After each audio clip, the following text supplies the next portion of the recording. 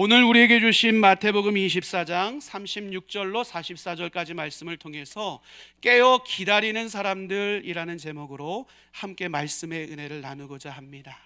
여러분, 오늘 우리는요, 교회력의 시작이고 그리고 또 우리의 신앙의 여정을 새롭게 시작하는 대림절기의 첫 발을 내딛고 있습니다. 여러분, 대림절기는 어떤 절기예요? 여러분 많이 들어와서 아시겠지만 그럼에도 불구하고 여전히 대림절기는 성탄절을 준비하는 기간 정도로만 인식하고 있는 성도님들이 참 많습니다. 대림절은 그와 같은 절기가 아닙니다. 대림절은 말씀이 육신이 되어 이 땅 가운데 오신 예수 그리스도, 그분을 더욱더 깊이 묵상하는 시간이고, 우리의 잠든 영혼을 깨어 다시 오시겠노라고 약속하신 주님을 능동적으로 준비하는, 그 때를 준비하는 영적 각성의 시간이 바로 대림절의 시간임을 우리는 분명히 기억해야 됩니다. 그러기에 오늘 우리가 이 대림절을 보내면서 우리 안에 세워나가야 될 모습이 무엇일까요? 오늘 우리 안에 다시 오실 주님을 볼 수 있는 영적인 눈을 다시 띄어낼 수 있는 것이 우리들의 삶의 모습이 되어야 됩니다. 더불어 오늘 우리의 삶의 마음의 중심 가운데 회개의 눈물과 그리고 그 주님을 갈망하는 열정의 마음을 담아내는 것이 대림절을 보내는 우리의 모습이 되어야 될 줄로 믿습니다. 바라기는 이 모습이 우리 안에 풍성하게 다시 회복되어지고 세워짐으로 말미암아 이 대림절기가 우리에게 감사와 기대, 은혜로 충만한 은혜의 절기가 될 수 있기를 주님의 이름으로 간절히 축원합니다. 여러분, 그렇다면 우리가 그토록 기다리고 있는 예수님은 언제 오실까요? 여러분, 오늘 말씀에서 예수님은 그것을 분명하게 우리에게 이렇게 말씀하십니다. 그날과 그때는 아무도 모른다. 천사도 모르고 아들도 모르고 오직 하나님만 그날과 그때를 알고 계신다라고 말씀하십니다. 그런데 우리의 모습은 어떻습니까? 예수님이 분명하게 말씀하셨음에도 불구하고 우리는 늘 언제라는 시간에 집착하는 삶을 살아갑니다. 왜요? 우리의 미래가 예측되어지면요, 우리의 두려움도 감소될 것이라고 생각하기 때문에 그렇습니다. 우리의 미래가 우리 안에서 스스로 절제되어지고 통제되어지면 우리의 마음이 불안하지 않고 평안함을 누릴 것이라고 생각하기 때문에 그렇습니다. 그런데요, 우리의 이와 같은 마음을 아시는지 모르시는지 예수님은 그럼에도 불구하고 절대로 흔들림 없이 분명하게 그분의 뜻을 전하십니다. 그날과 그때는 아무도 알지 못한다. 여러분, 이 선언 가운데 담겨 있는 의미가 무엇일까요? 예수님이 엄청난 비밀을 우리에게 숨기고 싶다는 것을 전하고 있는 것입니까? 그렇지 않습니다. 예수님도 알지 못하는 그날, 예수님조차도 알 수 없는 그때를 항상 깨어 준비하라는 절박한 외침이 이 선언 속에 담겨져 있는 것입니다. 여러분, 사실 우리의 불안은 어디서부터 시작합니까? 시간과 때를 모르기 때문이 아닙니다. 우리가 준비되어 있지 않기 때문에 우리는 삶의 자리 가운데 불안하고 근심하며 오늘을 살아갑니다. 그러기에 오늘 우리에게 중요한 것은요, 주님이 언제 오시느냐의 그 시간이 중요한 것이 아니라 언제 오시더라도 그날을 기쁘게 맞이할 수 있도록 준비된 우리의 삶이 더욱더 중요함을 우리는 절대로 잊지 말아야 됩니다. 사랑하는 성도 여러분, 우리 주님은 분명히 다시 오십니다. 예기치 못한 모습으로, 또 기대할 수 없는 상황 속에서, 때로는 우리의 삶의 자리 가운데 계획하지 못했던 그 상황 속에서 주님은 변치 않는 모습으로 확실히 분명하게 우리 가운데 다시 찾아오시는 분이십니다. 여러분, 그런데 생각하고 보면요, 우리의 삶이 꼭 그렇지 않습니까? 예상치 못한 질병이 우리 가운데 찾아옵니다. 갑작스럽게요, 사고를 당하기도 합니다. 예기치 못하게 우리의 삶의 구조 자체가 급격하게 변하는 상황들을 우리는 만나기도 합니다. 여러분, 이처럼 우리는 이미요, 예상치 못한 삶의 연속 속에서 우리의 삶을 지내고 있습니다. 몇 해 전에요, 제 동료 목사님한테 이런 이야기를 들은 적이 있습니다. 한 교회 집사님의 이야기였어요. 신앙생활 잘 하시던 분이었습니다. 그날도 어느 날처럼요, 반복되는 익숙한 퇴근길을 통해서 가정을 향해서 발걸음을 옮기고 있었습니다. 그런데요, 예기치 못한 사고로 인해서 그 생을 그날 마감하게 되었습니다. 그날 그 집사님은 가족 안에 특별한 축하할 일이 있어서요, 케이크를 사들고요, 가족들과 함께 외식할 기대감을 가지고 집을 향해서 걸어가고 있었습니다. 그런데 그 어떤 징조도 보이지 않았는데, 그 어떤 준비함도 없었는데, 그 가정 가운데 갑작스러운 슬픔이 깊이 있게 찾아왔다라는 사실입니다. 이것이 어쩌면 우리의 삶의 모습입니다. 오늘 예수님께서 본문 가운데 말씀하고 있는 노아 시대의 사람들의 모습도 어땠습니까? 그들은 평범한 삶을 살았습니다. 먹고 자고 결혼하고 장가가고 시집가는 이 평범하고도 반복되는 일상 속에 그들이 거하고 있었습니다. 그런데 그 평범한 일상 속에 갑자기 무엇이 찾아왔습니까? 홍수가 찾아왔습니다.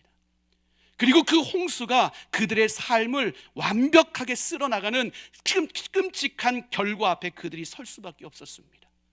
여러분, 오늘 우리는요, 내일이 마치 오늘처럼 당연히 우리에게 주어질 것인 양 그 믿음으로 오늘을 살아갑니다. 여러분, 오늘 우리의 삶은 그렇지 않습니다. 여러분, 준비되지 않는 평안은요, 우리의 삶에요, 때로는 방심이 될 수 있습니다. 깨어있지 않는 일상은요, 우리의 삶을 더욱더 위험으로 몰아넣을 수 있음을 우리는 절대로 잊지 말아야 됩니다. 그러기에 우리의 준비는 내일이 아니라 오늘, 지금 당장 이 순간부터 준비하는 삶을 살아가야 됨을 우리는 분명히 기억해야 됩니다. 그러기에 오늘 본문에서도 예수님께서는 43절과 44절 말씀을 통해서 비유적으로 우리에게 주님의 다시 오실 날을 이렇게 선포하고 있는 것을 확인하게 됩니다. 우리 그 구절을 함께 읽도록 하겠습니다. 너희도 아는 바니 만일 집주인이 도둑이 어느 시각에 올 줄을 알았더라면 깨어있어 그 집을 뚫지 못하게 하였으리라. 이러므로 너희도 준비하고 있으라. 생각하지 않은 때에 인자가 오리라. 아멘. 예수님께서 우리에게 분명히 선언하시는 것이 무엇이에요? 예수님은 우리가 앞서 살펴봤던 것처럼 예고 없이 우리의 생각과는 다르게 예수님이 도둑과도 같이 우리의 삶의 자리 가운데 임하신다라고 분명하게 선언하고 있습니다. 근데 여기서 예수님이 우리에게 전하고 싶은 본질적인 메시지는 무엇이에요? 그와 같이 예수님이 오시는 때는 아무도 알 수 없는 때이지만 그 때를 준비하는 사람은 그 때가 어느 때인지 겁내지 않고 두려워하지 않고 당황하지 않고 오히려 그날을 기쁨으로 맞이할 수 있다는 사실을 예수님은 이 구절을 통해서 분명하게 우리에게 선언하고 있는 것을 보게 됩니다. 여러분, 그렇기 때문에 우리가 그 때를 준비하는 삶의 태도를 어떻게 만들어 가야 될까요? 여러분, 오늘 우리는요, 시간이 흘러가는 대로 그 시간의 흐름 속에 한탄하며 그 시간을 바라보는 수동적이고 방관적인 자세로 그날을 준비해서는 절대로 안 됩니다. 오히려 우리는 적극적으로 그날을 준비해야 됩니다. 주님이 다시 오시기로 약속하셨다면 오늘 우리의 마음을 청소해야 됩니다. 더럽고 거짓된 모든 것들을 몰아내고 우리의 삶을 새롭게 정돈해 나가는 삶을 우리는 오늘 살아갈 수 있어야 됩니다. 흩어져 있는 우리의 삶의 우선순위들, 그래서 하나님의 모든 것들이 뒤로 물려있는 삶을 오늘 우리가 살아가고 있다면 그 흩어져 있는 우선순위를 다시 바르고 견고하게 세워나가는 삶을 오늘 우리가 살아갈 수 있어야 됩니다. 오늘 우리의 삶의 자리 가운데 매일의 일상 속에서 하나님의 뜻과 멀어진 영역들이 있다면 오늘 우리는 하나님 나라의 질서 속에서 그 질서를 다시 바르게 세워나가는 노력들을 기울이며 오늘을 열정적으로 살아가야 됩니다. 무엇 안에서요? 우리의 깨어있음 안에서요. 오늘 그렇다면 예수님께서 말씀하시는 이 깨어있음의 의미는 무엇입니까? 단순히 잠에 잠들었다가요 눈을 뜨는 이와 같은 단순한 개념을 의미하는 것이 아닙니다. 여기서 이야기하고 있는 예수님의 깨어있음은요, 바로 오늘 우리의 영적 민감성과 분별력, 이것이 우리의 삶의 태도로 연결되어지는 모습, 이것을 바로 깨어있음이라고 표현하는 것입니다. 우리의 환경과 모든 상황 속에서 날마다 하나님의 뜻을 인식하는 삶을 살아가는 것, 말씀 앞에 아주 즉각적으로 반응하며 순종하는 삶을 살아가는 것, 기도하며 하나님이 주신 깨달음 속에 분별력 있는 삶을 오늘 살아가는 것, 여러분, 이것이 바로 예수님이 말씀하시는 깨어있음의 본질적인 의미입니다. 그러게 성경은요, 이 깨어있음과 반대되는 의미의 잠들어 있음에 대해서 뭐라고 표현합니까? 참 많은 부분에 있어서 쉼의 상태, 휴식의 상태로 이야기하지 않고, 그 잠들어 있음은 바로 우리의 영적인 둔감한 상태에 빠져 있는 모습이라고 우리에게 이야기를 합니다. 기도가 식어버린 모습, 말씀이 더 이상 내 안에 감동이 되지 않는 모습, 내 선택과 판단이 하나님과 하나님의 뜻에서는 멀어져서 세상의 가치관 속에서 모든 것을 판단하고 선택하는 것들, 이 모든 것들에 대해서 성경은 우리로 하여금 영적 깊은 잠에 빠져 있다라고 표현하고 있습니다. 그리고 성경은 그 영적 잠에 잠들어 있지 말라라고 우리에게 경고합니다. 그래서 사도 바울은 에베소서 5장 14절에서 우리에게 이렇게 선포합니다. 우리 그 구절을 함께 읽도록 하겠습니다. 그러므로 이르시기를 잠자는 자여 깨어서 죽은 자들 가운데서 일어나라. 그리스도께서 너희에게 비추이시리라 하셨느니라. 아멘. 이처럼 성경은 끊임없이 우리의 잠든 상태에서 깨어날 것에 대해서 경고합니다. 그 이유가 무엇입니까? 우리의 잠듦이 결국 죽은 것과 동일하기 때문에 그렇습니다. 죽은 자들은 어떻습니까? 듣지 못합니다. 죽은 자들은 어떻습니까? 반응하지 않습니다. 죽은 자들은 어떻습니까? 움직이지 않습니다. 그런데 문제가 무엇입니까? 하나님의 역사는 항상 깨어있고 살아있는 자들을 통해서 모든 역사가 시작된다는 사실입니다. 그러기에 우리는 잠든 영혼을 깨워야 됩니다. 죽은 자의 자리에서 다시 일어나는 소망의 그리스도인들이 되어야 됩니다. 여러분, 오늘 여러분의 삶은 어떠십니까? 죽은 자의, 잠든 자의 삶을 살아가고 있습니까? 아니면 깨어있는 자의 삶을 살아가고 있습니까? 오늘 나의 삶이, 우리의 가정이 거대한 수면제에 취해서 오늘 영적인 깊은 잠에 빠진 채 오늘을 살아가고 있지는 않습니까? 우리는 지나치게 바쁜 삶을 살아갑니다. 지나치게 시끄러운 삶을 살아갑니다. 지나치게 피곤한 삶을 살아갑니다. 세상의 뉴스들이요, 우리를 근심으로 몰아넣습니다. 수많은 정보들이요, 우리의 판단을 흐려놓습니다. 바쁜 일상들이요, 우리의 영적인 영혼들을 메마르게 하는 삶의 자리로 우리를 이끌어갑니다. 여러분, 혹시 우리가 이와 같은 세상의 질서에 내몰린 채 오늘 우리의 신앙의 감각을 잃어버리고 있지는 않습니까? 오늘 주님의 다시 오심의 발자국의 소리가 우리 귀와 마음에 분명하게 울리고 있음에도 불구하고 그 소리를 듣지 못하는 영적 잠에 깊이 빠진 채 오늘을 살아가고 있지는 않습니까? 깨어있는 자는 다릅니다. 깨어있는 자는 어둠 속에서도 빛을 봅니다. 깨어있는 자는 세상의 소음 속에서도 하나님의 음성을 분명히 듣게 됩니다. 깨어있는 자는 혼란한 세상 속에서도 하나님의 손길을 분명히 인식하는 삶을 살아가게 되어 있습니다. 그러기에 대림절기는 단순히 기다리는 시간이 되어서만은 안 됩니다.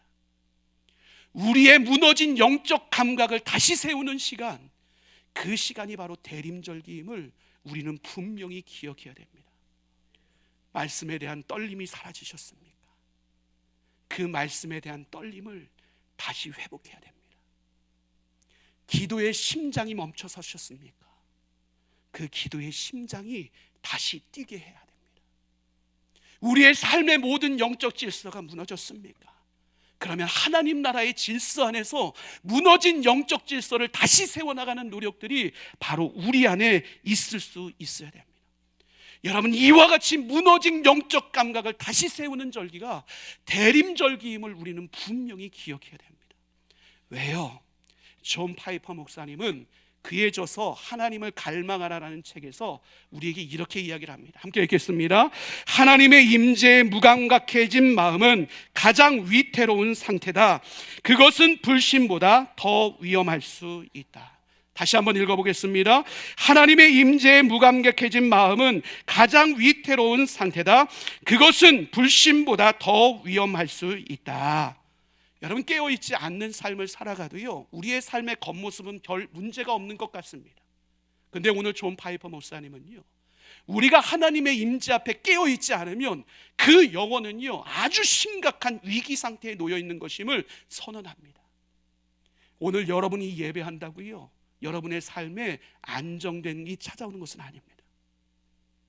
오늘 여러분의 삶이 형식적으로 말씀을 대하고 형식적으로 봉사하고 섬기고 그 모든 삶을 살아갈지라도요, 정작 우리의 영혼이 깨어나서 주님 앞에 진실됨으로 신실함으로 반응하지 않으면요, 우리가 안정장치로 여기는 모든 것들이 오히려 우리를 죽이는 도구가 될 수 있다는 사실을 존 파이퍼는 우리에게 분명히 이야기를 합니다. 오늘 우리 가운데 있어야 될 신앙의 본질이 무엇이라는 거예요? 형식이 아니라는 거예요. 하나님의 임재 앞에 깨어있는 그리스도인, 그 깨어있는 그리스도인이 주님을 제대로 맞이할 준비된 자임을 오늘 존 파이퍼는 우리에게 선언하고 있는 것입니다. 그러게 살아가는 성도 여러분, 어둡고 분주한 이 세상 속에서의 우리의 삶의 방향이 세상에 있는 것이 아니라 주님께로 방향 전환할 수 있게 되기를 주님의 이름으로 간절히 축원합니다. 이 방향 전환이 우리의 매일의 삶의 자리가 예배의 자리로 우리의 삶을 바꿔내고, 이 방향 전환이 오늘 우리의 말과 행동의 진리를 담아내고, 이 방향 전환이 우리가 거하고 있는 가정과 일터와 공동체 가운데 하나님의 빛이 흐르는 통로로 아름답게 사용되어질 수 있게 되기를 주님의 이름으로 간절히 축원합니다. 여러분, 이 방향 전환을 통해서요, 우리가 걸어가는 모든 걸음걸음 속에 하나님의 나라가 세워지고 복음의 빛이 비춰짐으로 말미암아 복음의 열매로 풍성한 삶을 살아갈 수 있는 저와 여러분의 삶이 될 수 있기를 주님의 이름으로 간절히 축원합니다. 여러분, 사도 바울은요, 그래서 이 깨어있는 삶의 모습을 회복하기 위해서요, 로마서 13장 11절과 12절에서 아주 절규적 외침을 우리 가운데 전하고 있는 것을 보게 됩니다. 우리 그 내용을 함께 읽어보실까요? 또한 너희가 이 시기를 알거니와 자다가 깰 때가 벌써 되었으니 이는 이제 우리의 구원이 처음 믿을 때보다 가까웠습니다. 밤이 깊고 낮이 가까웠으니 그러므로 우리가 어둠의 일을 벗고 빛의 갑옷을 입자. 아멘. 여러분, 지금 사도 바울은요, 우리의 잠들어 있는 영혼을 깨우기 위해 경종을 울리는 강력한 메시지를 선언하고 있습니다. 지금의 때가 어떤 때래요? 잠들어 있을 때가 아니래요. 지금의 때가 어떤 때래요? 어둠의 옷을 입고 있을 때가 아니래요. 지금의 때는 깨어나 빛의 갑옷을 입고 이 땅을 살아가야 될 때임을 사도 바울은 우리 가운데 분명하게 선언하고 있습니다. 그렇다면 오늘 사도 바울이 언급하고 경고하고 있는 이 어둠의 일, 어둠의 옷은 과연 무엇을 의미할까요? 단순히 도덕적 타락, 그리고 윤리적인 실패를 의미하는 것이 아닙니다.